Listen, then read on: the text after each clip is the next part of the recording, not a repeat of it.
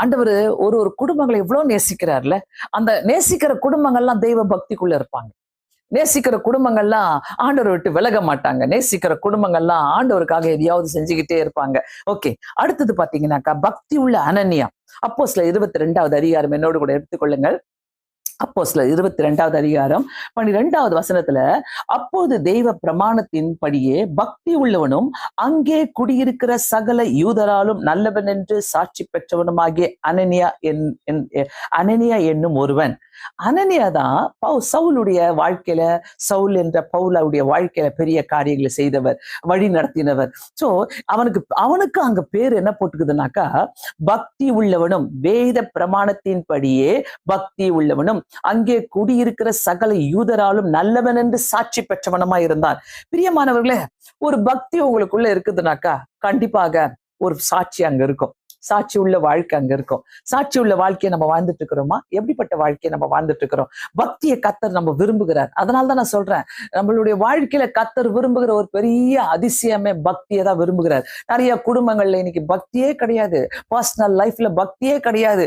ரொம்ப ரேர் வாலிப பிள்ளைங்க இன்னைக்கு கர்த்தருக்காக எழும்புறது. ரொம்ப வெரி ரேர் வாலிப பிள்ளைங்க எழும்பி வந்து வல்லமையா ஜெபம் பண்றது. உனக்காக கர்த்தர் ஒரு ஊழியத்தை உன்னுடைய ஆலயத்துல கொடுத்திருக்கிறாரா? உனக்காக சில காரியங்களை ஆண்டவர் உன்னுடைய வேலையை வைத்திருக்கிறாரா? போய் நில்லுங்க, போய் நில்லுங்க ஆண்டவருக்காக. அதுதான் உங்களுடைய பக்தி. அன்னைக்கு பாஸ்டருக்காக போய் நிக்காதீங்க. ஐயோ ஆண்டவரே, எனக்கு ஒரு சான்ஸை கொடுத்துருக்கிறீங்களே, எனக்கு ஒரு ஆப்பர்ச்சுனிட்டி கொடுத்துருக்கிறீங்களே, கண்டிப்பாக நான் வந்து நிக்கிறேன் ஆண்டவரே சொல்லும் போது கர்த்தர் கண்டிப்பா நம்மளுடைய குடும்பங்களை எடுத்து உபயோகப்படுத்துகிற தேவனா இருக்கிறார். கொர்நேலியு வந்து ஒரு பெஸ்ட் எக்ஸாம்பிள் நம்மளுக்கு. அனனியா வந்து ஒரு பெஸ்ட் எக்ஸாம்பிள். அந்த இடத்துல வந்து நின்று அவன் பாருங்க, அனனியா என்னும் ஒருவன் என்னிடத்தில் வந்து நின்று சகோதரனாகி சவுலை பார்வையடைவாக என்றான். அந்நேரமே நான் பார்வையடைந்து அவனை ஏறிட்டு பார்த்தேன். சவுல் சொல்றாரு, சவுல் என்ற பவுல் சொல்றாரு. அனனியாவை வைத்து, அவனுக்குள்ள இருந்த பக்தியை வைத்து கடவுள் அவனை எப்படி உபயோகப்படுத்துறாரு பாருங்க. உனக்குள்ள ஒரு பக்தி இருந்தா கர்த்தர் உன்னை எடுத்து உபயோகப்படுத்துவாரு.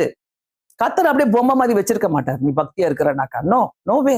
கண்டிப்பா கர்த்தர் பாருங்க, அந்த இடத்துல சவுலுக்கு பார்வை அடைந்தேன் என்று அவனை நான் ஏறிட்டு பார்த்தேன்றார் பவுல் சொல்றாரு. அப்கோர்ஸ் அங்க சவுல் போட்டுக்குது. பவுல மாறும் போது அவனுக்கு கண்ணு தெரியாத நேரத்துல அங்க பார்வை அடைவாயாக என்றார்.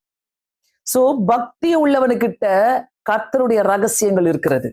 பக்தி உள்ளவனுக்கிட்ட கர்த்தருடைய கிருபைகள் இருக்கிறது.